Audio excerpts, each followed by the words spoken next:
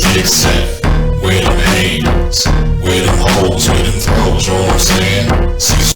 This is why I train in martial arts. This video is inspired by the video title that I'm playing off of and by a conversation that both just happened to happen on the same day. Let me get a couple of things out of the way first. If you are saying that a woman could never beat a man in a fight or a competition, that's not true. If you are saying that men always beat women in fights or competitions, that's not true. If you are saying that men and women are equal when it comes to the physical abilities and aspects of fights or competitions, that's not true. If you are saying that the average woman can beat the average man in a fight or a competition, that's not true. If you are saying that I don't think me, the person making this video, the actual speaker making this video, the real life person, if you're saying that I don't think that there is a woman who can beat me in a competition or a fight, that's not true. If you are saying that I, the person speaking, making this video, thinks that the average woman could beat me in a fight or a competition, that's not true. And by competition, I'm talking about the areas of combat sports and martial arts. That's not true. Women are at a huge disadvantage when it comes to men in physical contests because men are bigger, stronger, faster, have better reflexes. Period. Now, how a woman can end up, quote unquote, beating up a man or defending herself against a man, if she has so much more skill, experience, technique, knowledge, and strategy, knowledge of angles and all this other stuff, if she can apply all that and he doesn't know a lot, she can overcome that size and strength gap. Why do you think the martial arts were invented in the first place? Why do you think people invented weapons? It wasn't so, women could beat up men. It was so that the men that were fighting each other could beat the other men who were bigger and stronger than them. That's why they made that stuff in the first place. That's one reason why people continue to take martial arts. And it's one reason why I continue to practice the bit that I know I practice. Because I figure I'm going to get old one day and, I'm going to get weaker and older and whatever. And I'm going to have to be able to defend myself against some younger person that may want to take advantage of me. And it helps me to stay mobile. And I like it. But if you don't think that size and strength are important and that weight, how much somebody weighs is important, you don't think that stuff matters, you're ridiculous. You're flat out ridiculous. You're delusional, and you're setting people up for some serious failure and harm because they don't fall into your little delusional fantasy world. So, I could really just stop the video with that. But let's get to what actually inspired this. Oh, one more thing. I'm putting a link below to the title that I'm going to make a play off of. Please watch that video, because that video says a lot of things way better than I could. But on a personal note, I'm going to leave out personal details on purpose because privacy. Okay?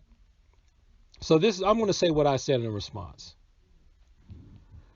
So someone had asked me did I ever run into a situation where a 130-pound female could truly choke me out, and how did she accomplish it?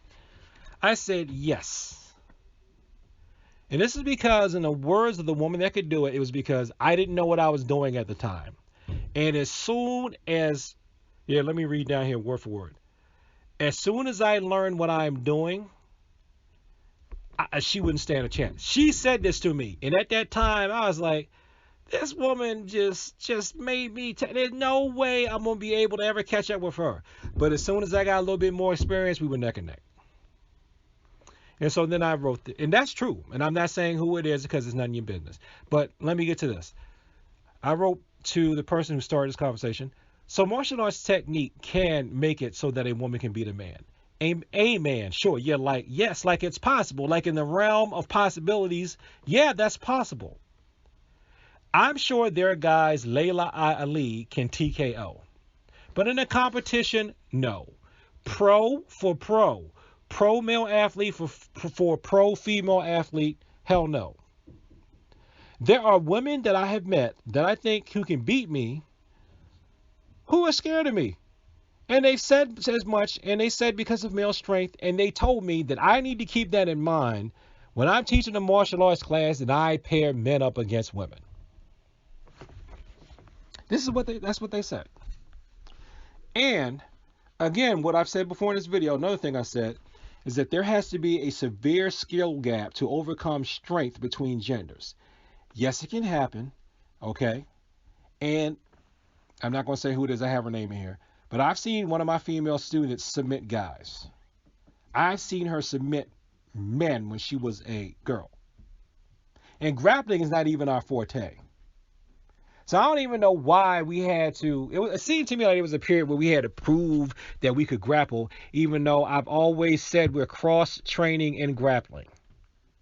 And yes, I do have a judo black belt for those of you who don't think I know anything about grappling at all. I say what I say, and I am what I am. I'm a rec level guy. Taekwondo is my forte. I got certified in my own style of Taekwondo.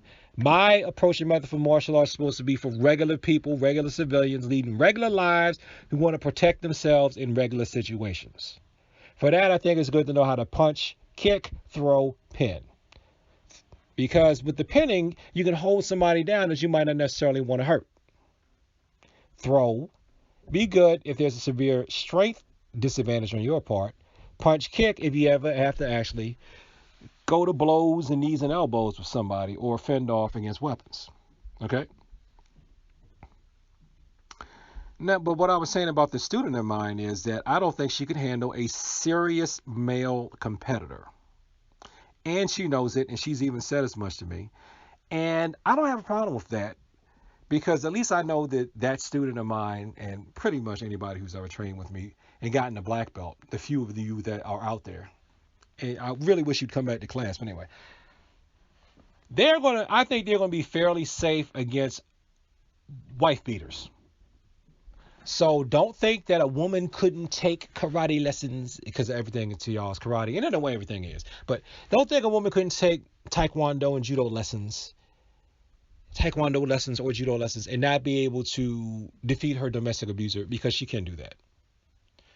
Because a lot of times, a lot of people that I've noticed tend to act out violently anyway. Not all, but a good sizable chunk of them really aren't that well trained anyway. Because people that are trained, that know how to fight, tend to have better things to do than that. And then I got into a thing here is where I talked about stuff that the internet says is fake is actually real. A lot of the stuff, not all the stuff. Some of the stuff the internet says is fake is fake. But a lot of the stuff the internet thinks is fake is actually real. But even that stuff that they like to criticize and that I know is real, and I know works. See, all that stuff is what's needed to make up for size and strength. That is how severe and important size and strength are. They aren't everything. David can beat Goliath. But what y'all miss is that David had a slingshot that he used from a distance to kill Goliath.